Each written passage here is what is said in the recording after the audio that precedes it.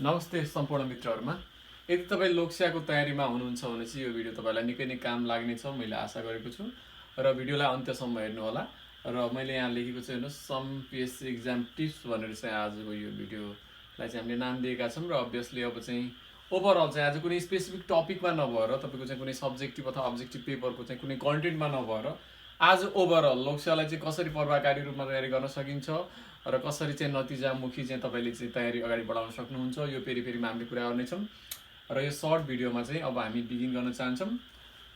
र अब हेर्नुस् यदि तपाई चाहिँ लोकसेवाको चाहिँ पीएससी को चाहिँ तयारीमा हुनुहुन्छ र तपाईले चाहिँ नतिजा नै निकाल्ने हिसाबले चाहिँ एकदमै स्योर नै मलाई सक्सिड हुनु छ भन्ने हिसाबले अगाडि बढ्न चाहनुहुन्छ भनेपछि तपाईले केही कुरामा चाहिँ तपाईले एकदमै ध्यान दिनुपर्ने हुन्छ। अब हामीले सुरुमा चाहिँ टेक्निकल पाटोमा जानु भन्दा पनि मैले दुईटा हिसाबले चाहिँ यसलाई चाहिँ आजको चाहिँ हाम्रो कन्टेन्टलाई चाहिँ मैले डिभाइड गरेको छु। पहिलो भनेको चाहिँ कि तपाईको चाहिँ मोटिभेशनल यसको चाहिँ पाटो रहेको छ, सेकेन्ड रहेको छ टेक्निकल पाटो रहेको छ। अब हेर्नुस् बोथ आर इम्पोर्टेन्ट किनकि तपाईलाई थाहा छ inspiration and motivation is also important thing.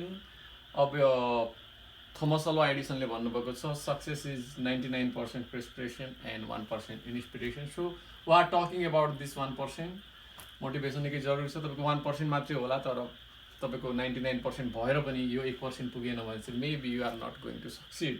So अब हामी कुरा गर्दाखेरि यसमा चाहिँ तपाईले चाहिँ मैले मेनली तीनटा कुरा भन्न चाहन्छु। एकदमै तपाईको चाहिँ यदि पोइन्टमा भन्ने भने चाहिँ तीनटा कुरो म भन्छु यसमा 3 पोइन्ट्स।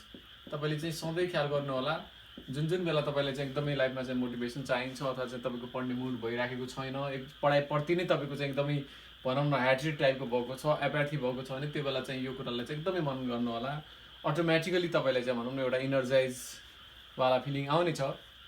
सो यो तीनटा कुरा के भनेपछि हेर्नुस् अब तपाईले चाहिँ लोकसेवाको चाहिँ तयारीमा जुटिसक्नु भएको छ, अहोरात्र खटिने तपाईले चाहिँ मनसाय बनाइसक्नु भएको छ भनेपछि एउटा निकै नै जरुरी के छ भनेपछि तपाईले त्यही लेभलको चाहिँ डिटर्मिनेसन तपाईको त्यही खालको कमिटमेन्ट हुनै पर्छ र त्यो सधैँ त्यो डिटर्मिनेसन र कमिटमेन्टलाई चाहिँ तपाईले चाहिँ आफू साथ राखिराख्नको लागि चाहिँ तपाईलाई के चाहिन्छ भनेपछि सधैँ तपाईले तीनटा कुरा चाहिँ ध्यान दिनुपर्छ। त्यो भनेको चाहिँ पहिलो पोइन्ट भनेको चाहिँ तपाईको चाहिँ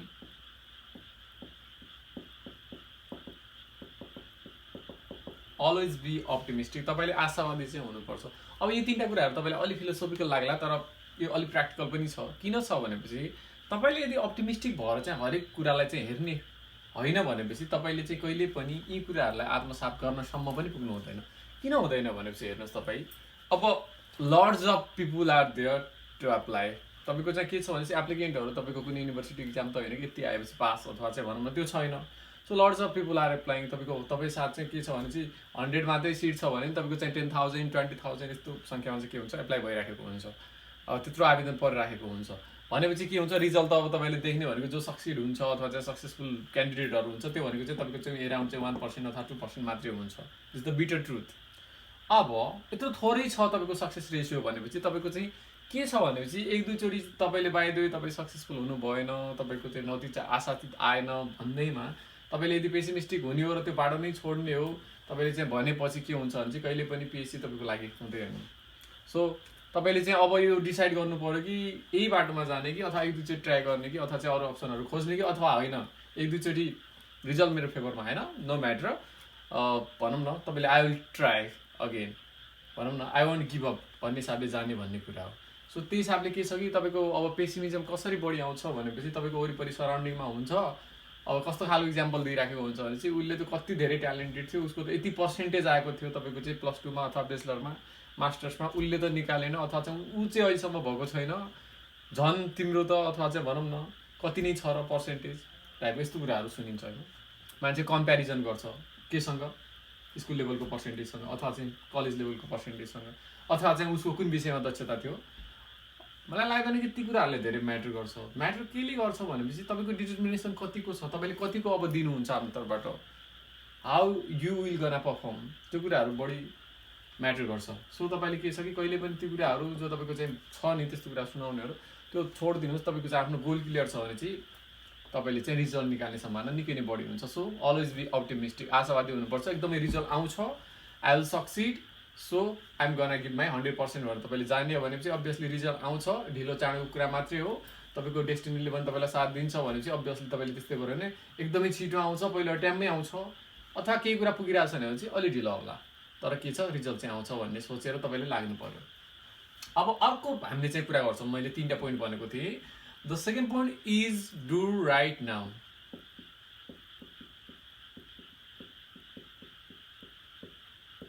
डु राइट नाउ मैले क्यापिटलमा लेखिरहेको छु, यसलाई अलिक बढी मैले के गरिरहेको छु त हाइलाइट गर्न खोजेको हो।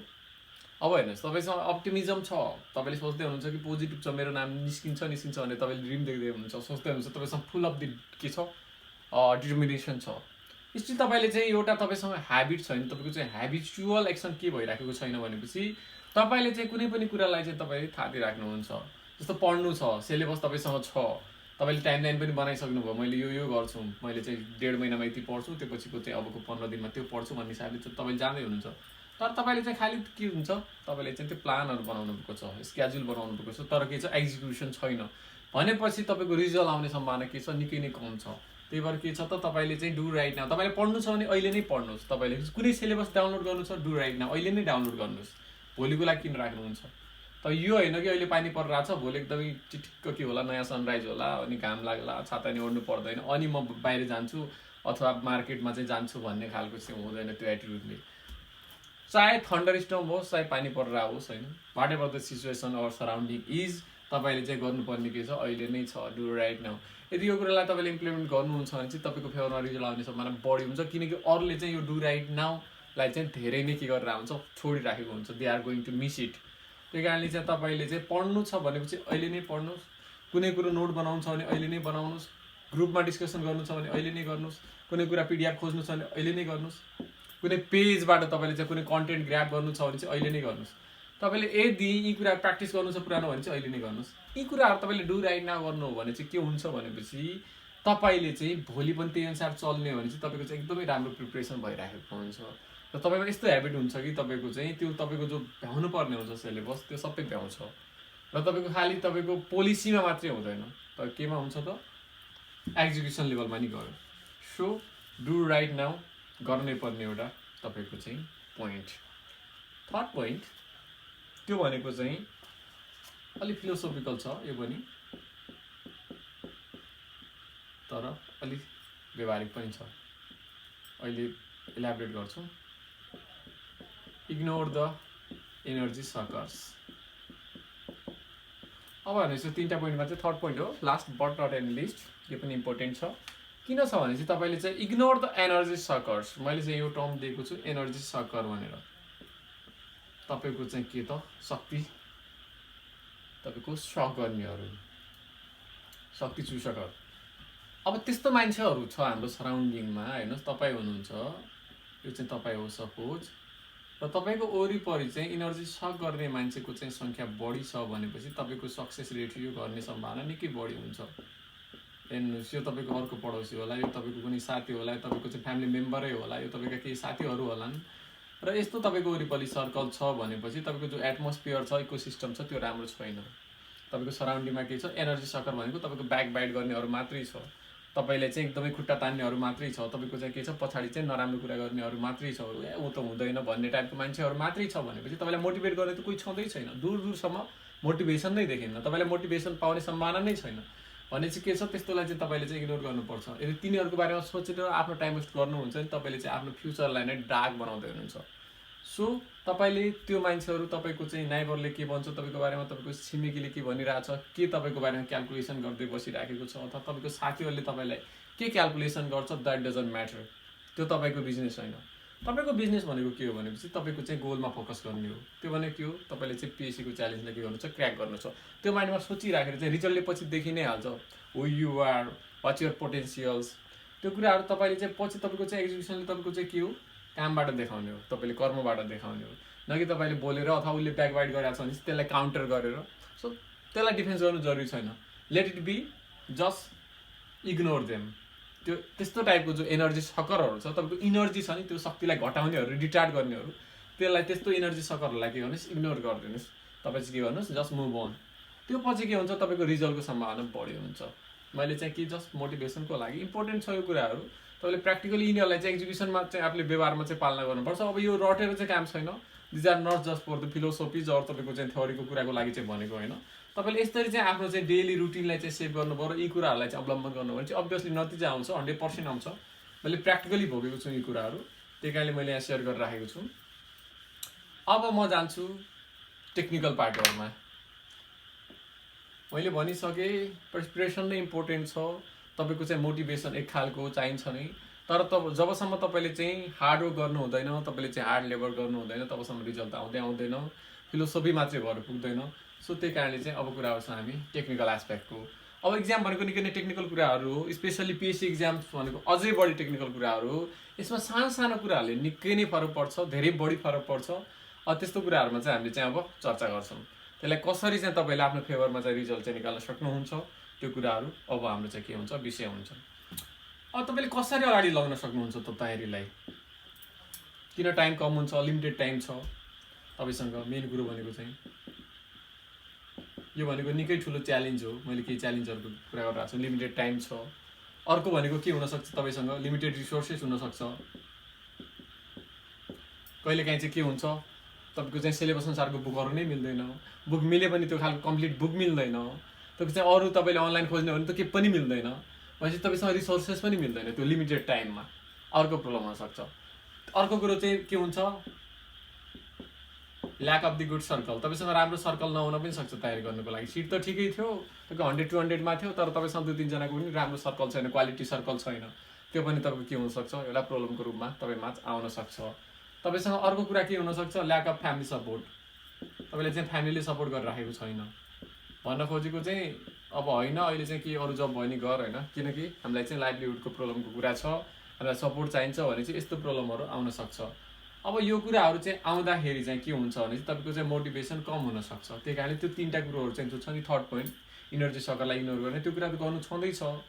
तर यी कुराहरूलाई चाहिँ तपाईँले चाहिँ के गर्नुपर्छ भने चाहिँ एकदमै स्मार्टली चाहिँ यी कुराहरूलाई ह्यान्डल गरेर अगाडि बढ्नु जरुरी हुन्छ। टाइम कम छ, ठिक छ, टाइम कम छ त के भयो, मैले यो टाइममा पनि एकदमै इफिसियन्टली चाहिँ अगाडि आफ्नो तयारी बढाउन सक्छु भन्ने तपाईँमा हुनु पऱ्यो डिटर्मिनेसन।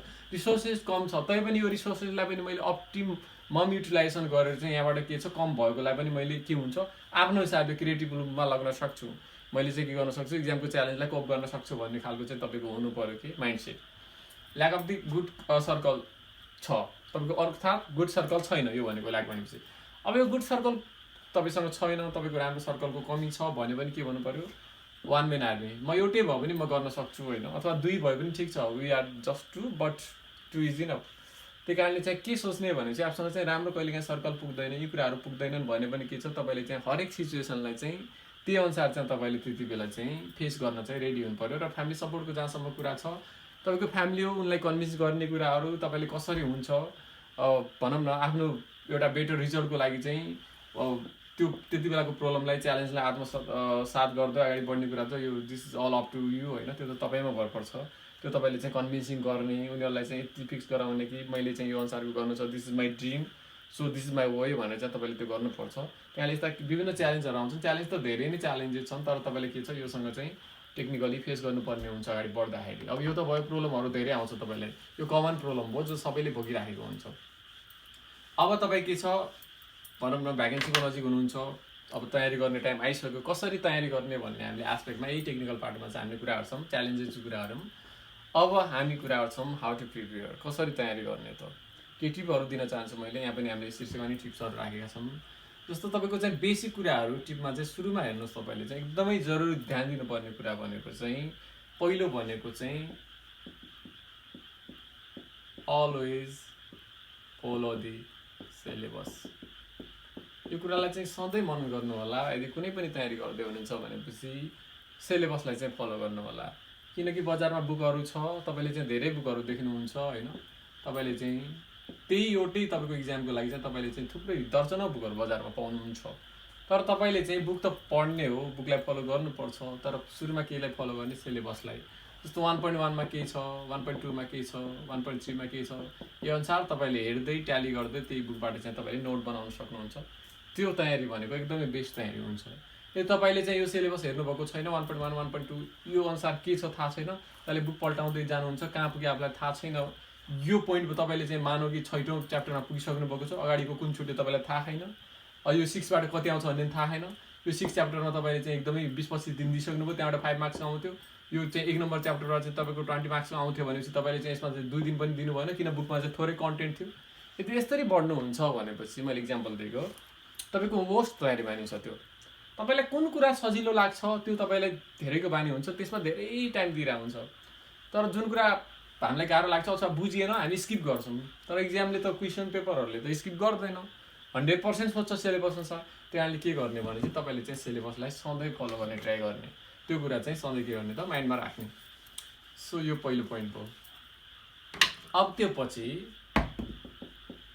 दोस्रो पोइन्ट भनेको मेक योर टाइमलाइन। तपाईँको चाहिँ स्टडी टाइमलाइन बनाउने। अब स्टडी टाइमलाइन भनेको कस्तो हो भनेपछि तपाईँको चाहिँ एक खालको चाहिँ टेन्टेटिभ प्लान हो, जसले चाहिँ के कुरा इन्स्योर गर्छ भने चाहिँ मैले यो पिरियडमा चाहिँ यो कम्प्लिट गर्छु, यो टाइममा चाहिँ यो कम्प्लिट गर्छु र यो टाइममा चाहिँ यो कम्प्लिट गर्छु भन्ने खालको चाहिँ के हुन्छ, एउटा टेन्टेटिभ सेड्युल हुन्छ। जस्तो फर इक्जाम्पल तपाईँ चाहिँ अफिसरको तयारी गर्दै हुनुहुन्छ भनेपछि ग्याजेटेड 3rd क्लास यदि तपाईँ तयारी गर्दै हुनुहुन्छ भनेपछि सपोज वैशाखदेखि पढ्ने तपाईँले माइन्डसेट बनाउनु भयो भने चाहिँ न्यु इयर पछि। अब वैशाख तपाईँले के सोच्नु पर्यो भनेपछि वैशाख, जेठ र असार भ्याकेन्सी आउँदैन यहाँसम्म त, मैले फर्स्ट पेपरलाई मात्रै दिन्छु यो 3 महिना, जस्ट इक्जाम्पल दिइरहेको छु है। त्यो पछि श्रावण, भाद्र र आश्विन छ, यो म 3 महिना फेरि के गर्छु त 2nd र 3rd पेपर अर्थात् थ्योरी पेपरलाई दिन्छु। त्यो पछि चाहिँ कार्तिकको महिना छ र मङ्सिरको पनि लास्ट विकसम्म, जबसम्म भ्याकेन्सी आउँदैन त्यति बेलासम्म मैले के गर्छु त 4th पेपरलाई चाहिँ फुल टाइम दिन्छु। अब हेर्नु त आफ्नो चाहिँ तपाईँको चाहिँ टाइम अनुसार तपाईँले म्यानेजमेन्ट तपाईँले कसरी गर्नुहुन्छ त्यो अनुसार चाहिँ अब अरूलाई पनि हेर्न मिल्यो, तर बढी फोकस भनौँ न, कोर फोकस यसरी गर्छु। र अब मङ्सिरको चाहिँ लास्ट वेडनेसडे जब भ्याकेन्सी आउँछ त्यति बेलादेखि चाहिँ अनवर्ड्स मैले केमा फोकस गर्छु त फेरि फर्स्ट पेपरमा गर्छु फुल टाइम। अलिअलि पछिको टाइम दिन मिल्छ तर बढी टाइम, बढी फोकस भन्न खोजेको यो टाइमलाइनले। अनि त्यो पछि चाहिँ अब माघको चाहिँ अन्तिम बुधबारमा चाहिँ तपाईँको चाहिँ इक्जाम हुन्छ, अथवा चाहिँ सरी शनिबारमा हुन्छ, माघको चाहिँ लास्ट स्याटरडेतिर। त्यो पछि माघको चाहिँ लास्ट विक पछि भनौँ न, पछि चाहिँ मैले 2nd एन्ड 3rdमा दिन्छु र अलिअलि 4thलाई पनि मिलाउनु पऱ्यो, यसरी लग्छु भने लग्नु पऱ्यो। यो कहिलेसम्म जान्छ त, यो चैत्रसम्म जान्छ, किन इक्जाम त चैतमै हुन्छ। अब यसपालि चाहिँ अलि तपाईँको चाहिँ सबै कुराहरू चाहिँ कोरोनाको अट्याकको कारणले चाहिँ यो कुराहरू चलेन, तर नर्मली भन्नु खोज्यो, इक्जाम्पल दिइरहेको छु म, यो नट द रुल कि तपाईँले फलो गर्नुपर्छ। यस्तो तपाईँले चाहिँ एउटा टाइमलाइन बनाउनु पऱ्यो तपाईँको आफ्नो चाहिँ कन्भिनियन्स अनुसार कसरी अगाडि बढाउने त। जबसम्म तपाईँले यो टाइमलाइन बनाउनु हुन्न तबसम्म के हुन्छ कि तपाईँको चाहिँ एउटा चाहिँ सिस्टमेटिक रूपमा चाहिँ अगाडि बढिराखेको हुँदैन, तयारी ऱ्यान्डमली गइरहेको हुन्छ। तपाईँले कति बेला 4th पेपर पढ्ने मुड भयो 4th पेपर पढिदिनुहुन्छ, कति बेला 2nd पेपर पढ्नुहुन्छ, फेरि कुनै दिन एकदमै मुड भयो 4thकै भयो 2ndकै भयो, अनि यो पेपरहरू चाहिँ तपाईँको कहिले गएकै छैन 1st 2nd र 3rd भनेपछि त तपाईँको तयारी राम्रो भएन। त्यस हिसाबले के छ भने सन्तुलित तयारी सबैलाई चाहिँ प्यारलली अगाडि बढाउनुको लागि चाहिँ के जरुरी छ भने चाहिँ स्टडी टाइमलाइन बनाउन निकै नै जरुरी छ। सो यो हाम्रो चाहिँ के हो त अर्को चाहिँ एउटा टिप हो। अब अगाडि हेर्नुहोस्, यो पछि तपाईँले के गर्न सक्नुहुन्छ भनेपछि जस्तो पढ्दाखेरि मैले भनिसकेँ टाइमलाइनका कुराहरू भयो, सिलेबसका कुरा भयो होइन, बुक कलेक्सनको कुरा छ, सेलेक्सन अफ स्टडी मेटेरियल्स निकै नै जरुरी कुरा। तपाईँले चाहिँ स्टडी मेटेरियलहरू चाहिँ कलेक्सन गर्दाखेरि बजारमा चाहिँ अलि आफूलाई चाहिँ रिलायबल लाग्ने टाइपको होइन, तपाईँले के हेरेर अब रिलायबिलिटी इन्स्योर गर्नुहुन्छ, राइटरको बारेमा हेरेर हुन्छ, उसको ब्याकग्राउन्ड अथवा पब्लिकेसनको बारेमा हेरेर हुन्छ कि अथवा चाहिँ अरू पुरानो साथीहरूको चाहिँ रिकमेन्डेसन हेरेर हुन्छ कि, यो रिलायबिलिटी चाहिँ इन्स्योर गरेर चाहिँ तपाईँले चाहिँ स्टडी मेटेरियल चाहिँ चुज गर्नु निकै नै जरुरी हुन्छ। किनकि रिलायबल सोर्सेसको चाहिँ लिनु भएन भने चाहिँ के हुन्छ भने चाहिँ कहिलेकाहीँ तपाईँलाई चाहिँ प्रब्लम आउन सक्छ, तपाईँलाई चाहिँ के गर्छ डिलेमा हालिदिन्छ। त्यहाँले के छ कि कहिले पनि स्टडी मेटेरियल चाहिँ एकदमै रिलायबल किसिमको र तपाईँले चाहिँ बाहिर लिइसक्नुभयो के प्रब्लम छ भने तपाईँले ट्याली गर्नु जरुरी छ। त्यही भएर चाहिँ बुकहरू लिँदाखेरि सकेसम्म म्याक्सिमम नै बुक लिँदा हुन्छ, त्यति प्रब्लम छैन।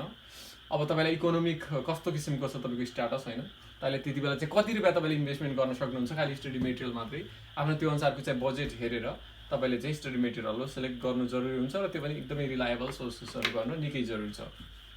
यो भयो सेलेक्सन अफ स्टडी मेटेरियलको। त्यो पछि चाहिँ अर्को कुरा भनेको चाहिँ युज अफ इन्टरनेट। इन्टरनेटको युज निकै नै जरुरी छ। किन जरुरी छ भनेपछि हेर्नुहोस्, तपाईँको चाहिँ इन्टरनेटले चाहिँ रियल टाइम डाटा दिन्छ। रियल टाइम डाटा भनेको सपोज आज 2020 मेको सर्टेन तारिक हो भनेपछि तपाईँले अहिले केही कुरा गुगल गर्नुहुन्छ अथवा चाहिँ कुनै साइटमा गएर चाहिँ त्यसको तथ्याङ्क चेक गर्नुहुन्छ भने चाहिँ त्यसले अहिलेसम्मको नि के दिन्छ त, एक्ज्याक्ट डाटा दिन्छ। तर कुनै कुरा पब्लिस भइसकेको छ भने चाहिँ के हुन्छ त, त्यो पब्लिस हुँदाको डेटसम्मको जति बेलासम्म चाहिँ त्यसमा तथ्याङ्कहरू राखियो त्यो बेलासम्मकोमा चाहिँ के हुन्छ, राइट हुन्छ। त्यही कारणले के छ कि बुकमा चाहिँ मेबी तपाईँको चाहिँ 2-3 महिना पहिले प्रकाशित भयो त्यो बुक, पब्लिस भयो, त्यति बेलासम्मको होला। तर त्यो पछि पनि विभिन्न कुराहरू भइरहेको हुन्छ। त्यहाँले के छ त, निकै नै अपडेटेड र चाहिँ तपाईँको रियल टाइम डाटा पाउनुको लागि चाहिँ इन्टरनेट फलो गर्न निकै नै जरुरी छ। सो यो भयो तपाईँले इन्टरनेटबाट के गर्न सक्नुहुन्छ भन्ने कुरा। त्यो पछि हेर्नुहोस्, तपाईँले चाहिँ एउटा चाहिँ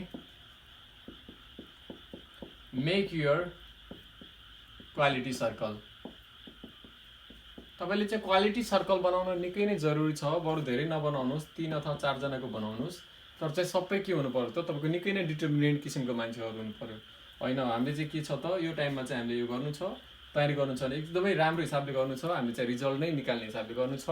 जस्ट टाइम पास होइन, 1-2 चोटि दिउँ, त्यो पछि चाहिँ अरू अप्सन बाइदियो भएन भने चाहिँ अरूतिर लागौँला भन्ने खाली चाहिँ जस्ट तपाईँको चाहिँ ट्राई गर्ने हिसाबले नभएर चाहिँ होइन, निकाल्नु नै छ भन्ने हिसाबले चाहिँ जो त्यस्तो किसिमको मेन्टालिटी भएको मानिसहरूको सर्कल बनाउनुहोस्।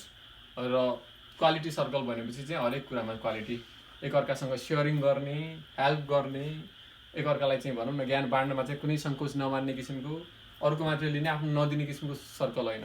क्वालिटी सर्कल भनेको हरदम एकअर्कालाई सहयोग गर्ने किसिमको, सेयरिङ गर्ने किसिमको, आफूसँग नोट छ भने चाहिँ दिने किसिमको, त्यस्तो क्वालिटी सर्कल भने तपाईँलाई निकै नै सजिलो हुन्छ। So make your quality circle. त्यो पछि हाम्रो अर्को बुदा छ, निकै नै जरुरी बुदा छ, सायद माथि आउनु पर्थ्यो तर ठिक छ, नो म्याटर। त्यो भनेको चाहिँ मेक युर ओन नोट। तपाईँले चाहिँ आफ्नै नोट बनाउन निकै नै जरुरी छ। हेर्नुहोस्, यसले के फाइदा गर्छ भने चाहिँ एक कुरा चाहिँ तपाईँको लेख्ने बानीको विकास हुन्छ। तपाईँले बुक मात्रै पढ्नुभयो, तपाईँले चाहिँ बुक समातेर सधैँ खालि पढिराख्नुहुन्छ सरस्वती, त्यो लेख्नुहुन्न भने चाहिँ तपाईँको के हुन्छ, मेमोरीमा त्यति एकदमै तपाईँको चाहिँ बस्दैन। तर आफ्नै नोट बनाउँदाखेरि के हुन्छ भने चाहिँ यो माइन्डमा चाहिँ एकदम मजाले छापिन्छ, बस्छ होइन। तैँले चाहिँ के हुन्छ, लेख्ने बानीको नि विकास भयो, तपाईँको चाहिँ एउटा ग्रामर शुद्धाशुद्धिको कुराहरू त भइ नै हाल्यो, प्लस चाहिँ के हुन्छ तपाईँको स्पिड पनि आउँछ लेख्दाखेरि, अनि त्यस्तै गरी हिजेका कुराहरू त भइ नै हाल्यो। त्यो हिसाबले चाहिँ नोट बनाउनु निकै जरुरी छ। तपाईँको आफ्नो भाषामा त्यसलाई चाहिँ लेख्दाखेरि के हुन्छ, तपाईँले त्यही कुराहरू पछि इक्जाममा लेख्ने सम्भावना बढी हुन्छ। अब इक्जाममा कम्प्लेक्स भाषा हुनसक्छ अथवा चाहिँ तपाईँलाई मन नपर्ने त्यति उच्च कोटिको भाषा कहिलेकाहीँ नहुन पनि सक्छ होइन, जन इन्फर्मेसन मात्रै हुनसक्छ। त्यसलाई चाहिँ तपाईँले नोट बनाउँदाखेरि थोरै प्याराफ्रेजिङ गरेर अथवा चाहिँ आफ्नो वर्डमा चाहिँ बनाउनुहुन्छ भने चाहिँ त्यो निकै नै राम्रो मानिन्छ। किनकि इक्जाममा पनि तपाईँले मौलिक नै उत्तर लेख्नुपर्छ। हुब तपाईँले रटेको लाइनहरू लेख्नुभन्दा पनि कन्टेन्ट सबै मागिकै आउने गरी तर चाहिँ त्यसैले आफ्नो भाषामा दिनुहुन्छ भने त अझै राम्रो मानिन्छ। त्यही कारणले के छ भने आफ्नै नोट बनाउँदाखेरि के हुन्छ, तपाईँको त्यो क्रिएटिभिटी पनि बढ्न जान्छ। त्यो हिसाबले चाहिँ नोट चाहिँ बनाउनु पर्छ। नोट बनाउँदाखेरि कस्तो नोट बनाउने म भन्छु। तपाईँले 2 किसिमको नोट बनाउनु जरुरी छ, 2 टाइप्स अफ नोट। एउटा भनेको चाहिँ के त, मेन नोट। तपाईँसँग अब इक्जाम आउन 5-6 महिना बाँकी छ भने चाहिँ भ्याकेन्सी खुल्दैछ अथवा भ्याकेन्सी खुल्न बाँकी छ भने चाहिँ त्यो टाइममा तपाईँले मेन नोट बनाउने भनेपछि कन्टेन्ट सबै आउने गरी पुरै भनौँ न तपाईँको चाहिँ लाइन टु लाइन तपाईँको फुल सेन्टेन्समा नोट बनाउने, सबै कन्टेन्ट आउने गरी। र पछि तपाईँले यो मेन नोट बनाइसकेपछि बनाउने नोट हो, त्यो भनेको के त, की नोट। यो की नोट भनेको स्पाइरल टाइपको सानो डायरीमा बनाउने, त्यो चाहिँ अलि चाहिँ के त बल्की अलि मोटैमा बनाउने। अब चाहिँ यो चाहिँ किन सानो स्पाइरलमा बनाउने भनेपछि यसमा चाहिँ तपाईँले चाहिँ पुरै जार्गनहरू, पुरै लेन्दी वर्डहरू पुरै राख्ने होइन, तपाईँले चाहिँ खालि सिम्पल किवर्डहरू राख्ने हो। जस्तो चाहिँ शासनको कुरा गर्दै हुनुहुन्छ भने चाहिँ शासनको कुरा गर्दाखेरि चाहिँ तपाईँको चाहिँ शासनको अवधारणा आयो भने चाहिँ कुबरनाव शब्दबाट आएको, जुन फ्रेन्च भाषाको वर्ड हो। त्यस्तै गरी चाहिँ यसको चाहिँ अब तपाईँको चाहिँ विकासक्रमको कुरा गर्ने हो भनेपछि चाहिँ तपाईँको चाहिँ कुरा हुन्छ म्याग्ना कार्टाको कुरा होला। त्यस्तै गरी चाहिँ तपाईँको चाहिँ रुल अफ लको कुरा होला, एबिडाइसीको। त्यस्तै गरी चाहिँ तपाईँको चाहिँ अमेरिकी संविधानको कुरा होला, बिल अफ राइटहरूको कुरा होला। यसरी चाहिँ यो विकासक्रम अगाडि बढ्दै जान्छ र प्राचीन कालको कुरा गर्ने हो चाहिँ प्लेटोको कुरा होला, आदर्श राज्यको कुराहरू। यसरी गभर्नेन्सको कुरा गर्ने हो भने चाहिँ यहाँ चाहिँ पुरै फुल सेन्टेन्स आउँछ। प्लेटोले आदर्श राज्यको कल्पना गर्दै शासनको अवधारणा प्रस्तुत गरेका थिए भनेर लेख्नुहुन्छ भने चाहिँ यहाँ चाहिँ प्लेटो देश आदर्श राज्य। अनि त्यसपछि के गर्नुहुन्छ यहाँ म्याग्ना कार्टा डेस 12-15 यसरी तपाईँले चाहिँ खालि किवर्डहरू मात्रै लेख्नुहुन्छ की नोटमा चाहिँ खालि जस्ट सेन्टेन्समा लेख्ने होइन कि जस्ट वर्डहरू मात्रै। यस्तो गर्दाखेरि के हुन्छ कि यो नोट चाहिँ तपाईँले इक्जामको अघिल्लो दिन पनि मजाले सरस्वती पल्टाएर भ्याउन सकिन्छ। इक्जामको अघिल्लो दिन मात्रै होइन कि इक्जाम दिन जाँदाखेरि तपाईँले बाटोमै त्यस्तै पऱ्यो भने सरस्वती पल्टाउन भ्याइन्छ। यसमा चाहिँ कमसेकम 40-50 पेजेसको मात्रै एकदमै सानो किसिमको चाहिँ पातलो यस्तो नोट बनाउने। यो गर्दाखेरि के हुन्छ तपाईँको एकदम इन्स्योर भयो माइन्डमा मेरो यो सबै बस्यो है भनेर। यस्तै 400-500 वर्डको चाहिँ 400-500 पेजको चाहिँ यो मेन नोट हुँदाखेरि के हुन्छ तपाईँलाई प्रब्लम यो सबैले चाहिँ इक्जामको बेला चाहिँ भ्याउँदैन। तर यहाँ के हुन्छ यो चाहिँ पढ्न भ्याउँछ। त्यो हिसाबले चाहिँ तपाईँले नोट बनाउँदाखेरि मेन नोट बनाउने र की नोट बनाउने। सो यो मैले केही टिपहरू दिएँ तपाईँले चाहिँ टेक्निकली र तपाईँले यो कुराहरू चाहिँ मोटिभेसनल कुराहरू गरेको थिएँ अगाडि चाहिँ 3टा कुराहरू र यो टेक्निकल पार्टको कुराहरू गरेँ। यो दुवैलाई चाहिँ तपाईँले चाहिँ यदि प्यारलली अगाडि बढाउने हो र सधैँ मोटिभेटेड र डिटर्मिनेट भएर चाहिँ तपाईँले पढ्ने हो भने चाहिँ अभियसली रिजल्ट आउँछ तपाईँको फेभरमा आउँछ। सो तपाईँहरूलाई चाहिँ wish you all the best. तपाईँहरू निकै राम्रो तयारी गर्नुहोस्। तपाईँको फेभरमा नतिजा आउँछ, ढिलो आउँछ, चाँडो आउँछ स्योरली आउँछ। तर तपाईँमा चाहिँ डिटर्मिनेसन हुनु पऱ्यो र तपाईँको तर्फबाट चाहिँ कमिटमेन्ट हुनु पऱ्यो र तपाईँले आफ्नो 100% दिनु पऱ्यो, रिजल्ट आउँछ। सो तपाईँहरूलाई चाहिँ wish you all the best once again.